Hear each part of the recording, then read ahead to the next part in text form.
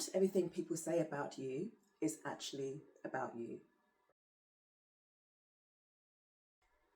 Hey there, I'm Natalie France, an Unapologetic presence coach, and this is a space for women who are consistently feeling weighed down by the opinions of others in society. Today's topic of discussion is when people project onto you.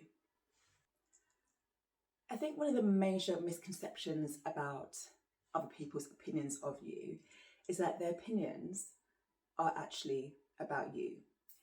And what many people, many women fail to realise is that when someone says something about you, it actually says more about their internal world than it does about you. And let me explain. Sometimes you might do something that inadvertently reflects the behaviour of another. And not that what you're doing is wrong, you could be doing literally anything. You could just be walking down the street looking good in your outfit, whatever that might be. But for some reason, it triggers the negative behaviour in another. Now, they could be jealous. They could really like your outfit, but no, it wouldn't look good on them. They could think that you think you're too nice. It honestly doesn't matter what it is that they're thinking, because their thoughts are not your problem. But their internal world, for some reason, has been triggered by your presence. And because of that, they then react by saying something mean, or at least what appears to be mean and not too nice to you. The important thing to remember is that whether it's friends, family, or complete strangers, often when someone says something about you, it's less about you and more of a reflection of what's going on inside themselves. You're not going to know what that is, and it's not your place to now try and decide to figure out what that is, especially when you're just living your life and doing your own thing. But rather than you internalizing someone else's opinions about you, it's important to disconnect. And my main thing is that unless you really believe something of yourself, never try to make a narrative fit what you're not.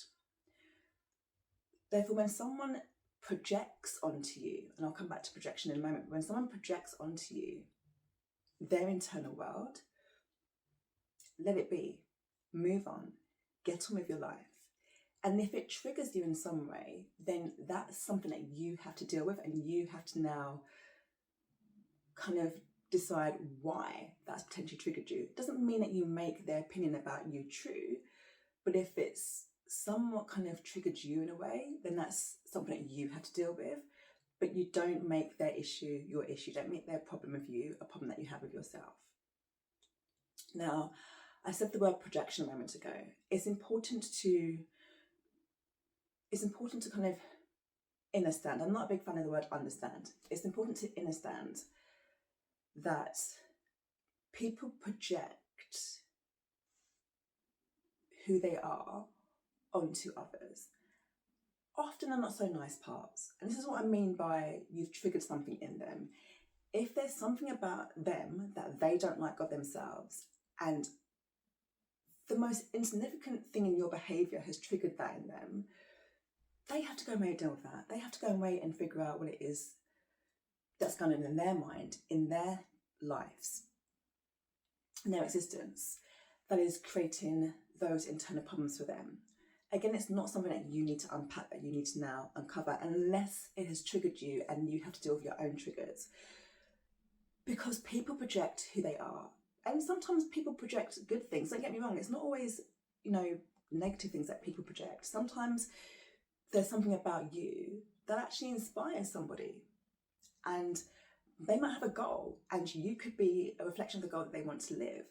And because they're projecting that goal, something that they're working towards, they might start seeing great things in you because that's where their mindset is at. Again, it's not for you to even take that on. Even if somebody projects something great, you don't have to own it. An opinion is an opinion. Not all opinions are bad. But the point is here is that people project themselves onto others, whether that's good vibes or negative vibes. They project who they are onto other people. And that often comes out in an opinion of somebody else. But irrespective of whether it's good or bad, whether you like it or hate it, you don't have to start to become that or focus on that or make that something that now becomes a big deal in your own life. When you look more into the negative side of things that people project onto others, we're thinking about assumptions, insecurities, perceptions. People make a lot of assumptions about someone else's life. And the dangerous thing there is that you don't know what's going on in someone else's head. You don't know what's going on in someone else's existence. And not that I want to give so much examples of my own life experience, but, you know, I've had a lot of assumptions made about me over the years. And I've gone through some very dark times in my life. And often when people want to make the most extravagant of assumptions about what's going on with me, it's normally when I'm probably going through a bit of a dodgy patch in my own life and I'm just trying to figure out what I'm doing, how I'm progressing or not. And then somebody will come along with the most random statement and you're just like, you couldn't be so far from the truth. Not something that I'd say outwardly, just in my mind I'm thinking, they couldn't be so far from the truth. I will never know where that came from. I will never ever have a clue as to where that assumption came from. And I won't really try to internalize so much that I want to care either. But you never know what path someone is walking. You never know what's going on in their mind. You never know what's going on in their life behind closed doors. So when people make assumptions about you, it's a very, very dangerous path to walk down, because how could you possibly know who someone else is or who it is they're trying to be in your eyes if you don't live their life 24/7? And this is why it's important for you to note that when someone makes an assumption about you, let them make that assumption, because there's something more wrong with them than there is with you for you to now have to start defending yourself about what their assumption is. Let them assume, because it's more to do with them. Whatever assumption they have, it's more of a reflection of their life. Probably something going on in their own mind, in their own subconscious. Whatever it is, it's not your problem. But someone's assumption of you is literally that. It's an assumption of who you are. Insecurities is a massive one, and insecurities are loud. Sometimes the loudest person in the room is the most insecure person in the room. I'm naturally a quiet person, and I have flaws, I have insecurities. I don't tend to be a loud person, but my insecurities personally, you know, I keep to myself, so I deal with them when I need to. So not everybody is loud when they're insecure, but often the loudest person in the room, in the environment, is probably the most insecure person. And even with that kind of cliche statement taken out of the context, insecurities are loud when they are being projected. And again, you could trigger something in somebody without even knowing. You're just living your life, doing your thing, whatever it is, and someone is triggered by your presence. And the way in which your presence has triggered them, it's triggered an insecurity that they have inside of them. Now, unless it's somebody that's quite close to you, a friend or a family member, you're not going to know that. And even if you didn't know, it's not important. You don't need to know someone's insecurities, because what you're going to do, you're going to start to change how you live your life to kind of benefit others.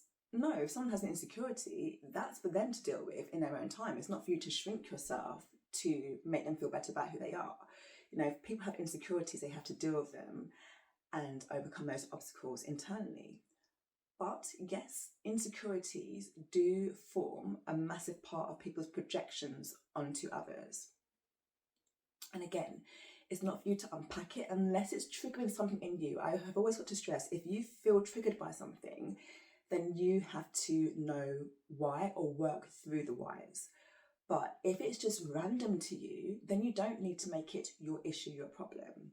But do know that a lot of people's projections onto you of things that aren't true to you generally are things that are true to them or lay closer to them than they do to you. So there's no point in trying to start having a conversation with somebody who's literally just talking what we can consider waffle, if that waffle doesn't stick to you. You know, if that waffle is nothing to do with you, do not make it your problem, because someone else's insecurities is something so deep rooted within that if they can't acknowledge that they're the problem, then there's not much you can do about that. There's also perception. Now, I've got to be honest, and I'm not even quite sure why I chose assumption and perception to talk about, because there's such a thin line between the two. An assumption is really someone believing something to be true without having the knowledge to back it. But in the perception is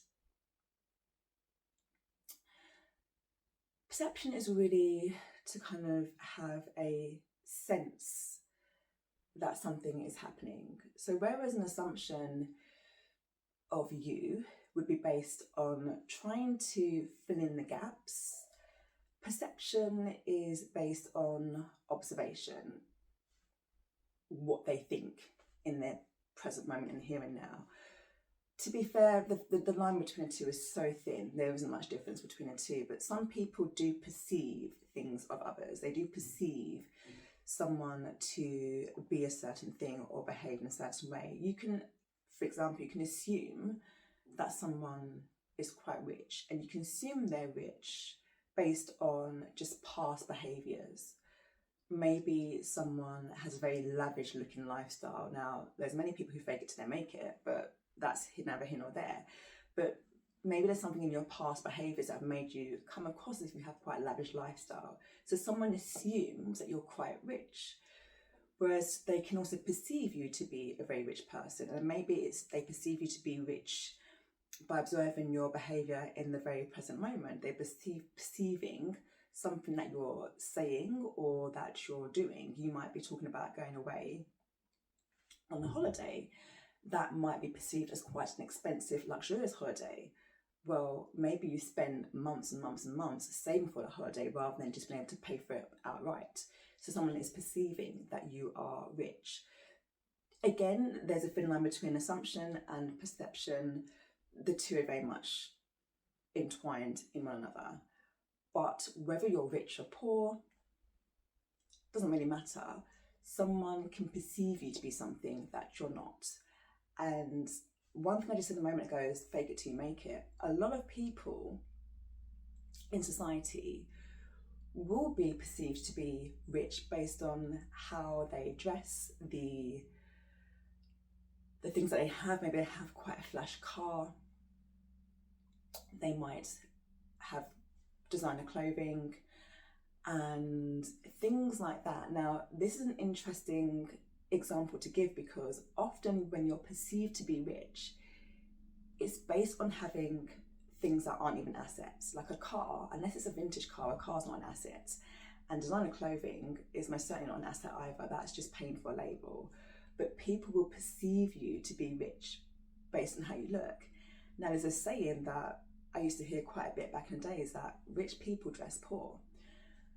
You can see somebody walking down the street with holes in their jumper and ill-fitting clothing and not know that person is rich, like proper rich, because you perceive them to be poor based on how they look. So that's people making opinions of others because they perceive something or they assume something. Whatever it is doesn't really matter. But it's not for anybody else to start concerning themselves with that, because it's a projection. Like, people project what they think money looks like. And I'm just using money as an example. I think it's a very good example to use. People project what they think money looks like, and actually what money looks like in superficial terms is not what it is in reality. And I think that's one of the major ones that people get wrong in terms of perceptions, is because when you see somebody who looks flash and you perceive them to have a lot of money, I'd actually go down the opposite route. I'd actually think that somebody who looks flash is probably poorer than you realise. But even if I have that thought about somebody, even if I project that kind of thought about somebody else, that's a me problem, that's not a them problem. I'm not poor, but by me assuming or perceiving that someone who looks flash is actually less than, you could argue that's triggering something in me to project that onto them. And I don't often project out verbally. Sometimes my opinions of others are just very much what I think inside, because one, I'm not really that very inclined to kind of be that mean, but two, I don't think I'm that important that my opinion of somebody else needs to be shared with them either. But I'm just giving you an example, and I think I'm giving you a very good example as to where people's perceptions of others go very wrong. And I think the rich, lavish lifestyle that's perceived of others is a very big one, because just because someone is able to flash the cash doesn't mean they really have the money to be flashing, but they do it to look a certain way for outward validation.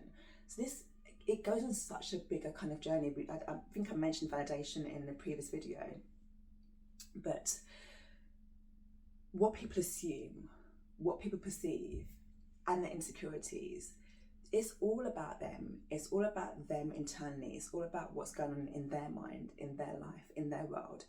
It's never really your problem. They will make it your problem because they want to. They will make you a target because they feel they can. But how you are as an individual and how you move forward from that is what's the most important part. The issue for you with taking on someone else's assumptions, insecurities, perceptions, whatever it is that you're probably going to feel misunderstood. And that's where there's a major, major disconnect, because someone else's problems with you doesn't mean that you're being misunderstood. Someone else's problems with you is problems they have with themselves. And I've said it many times already, someone else's problems with you is not a problem you now need to have with yourself. And I've definitely gone through life, especially when I was younger, feeling that I was misunderstood a lot, because I'm quite quiet, I'm quite reserved, I'm naturally that way inclined. And I always used to feel like being quiet was a problem. And some people don't like quiet people. I cannot deny that. Some people don't like quiet people. But that's how I am. That's who I am. I don't have to change that for others. But I used to feel like I was misunderstood a lot. And I'm just like, I'm quiet. And you'd be surprised, by being a quiet person, you trigger people so much that they want to call you every name under the sun. I've been called, let me think, I've been told that I think I'm too nice. I've been called a term called stush. It's quite a slang term. That's what I was thinking of in my head a moment ago. A term called stush, which again really just reverts to thinking that you're too nice. I've been told that I'm high maintenance. I've been told that I need to bring myself down a peg or two. I mean, I've never known why I would need to bring myself down a peg or two. Like, why would I need to ever bring myself down in any situation? But a lot of people have been triggered by my quietness over the years, since childhood to adulthood, and that's not something that's ever changed. I've always been quiet. I'm very much an introvert. I've never been an extrovert, and I don't want to be. And I'm only saying this to you as an example because I felt misunderstood for most of my life, most certainly up until my early to mid 20s. I felt misunderstood. And not that I really have ever cared about anybody's opinions of me, because I've had to learn quite quickly from a young age not to care about people's opinions. But that doesn't mean that I didn't question why someone always has something to say. And especially because I felt like I was misunderstood, and I felt like because I was misunderstood, or feeling that I was misunderstood, I felt like I had to correct the narrative. Now, this is something that becomes a bigger problem when you start trying to kind of bat balls that are coming at you. And I use that as a phrase, like someone kind of throwing a tennis ball at you and trying to hit it away, throwing another tennis ball at you trying to hit it away.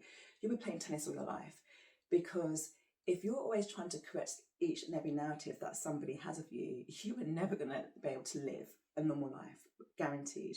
You're always going to be trying to defend your honour to people who don't deserve it. You know, if somebody wants to think something of you, if somebody wants to misunderstand you, let them. That's their problem.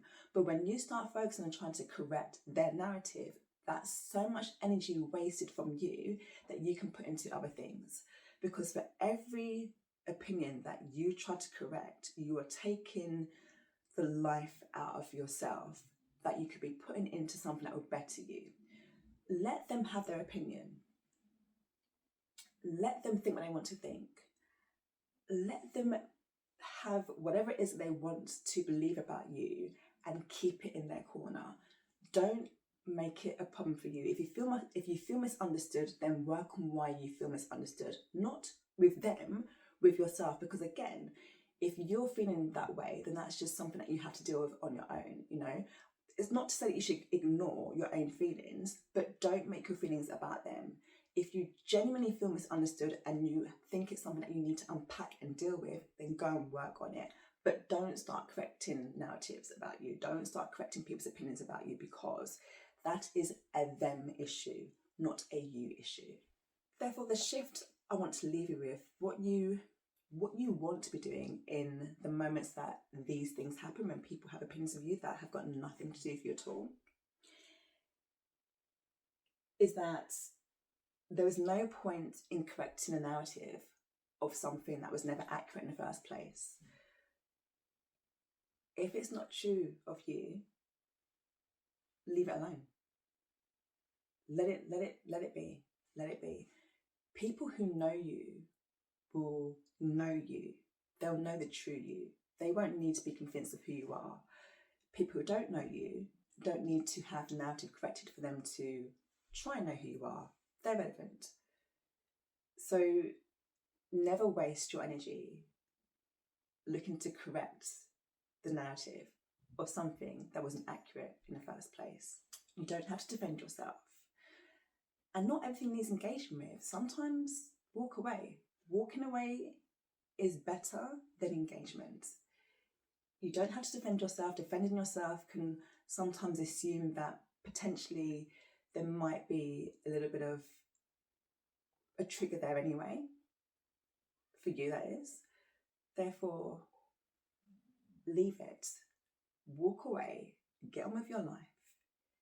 Don't engage. And what I'm going to end with?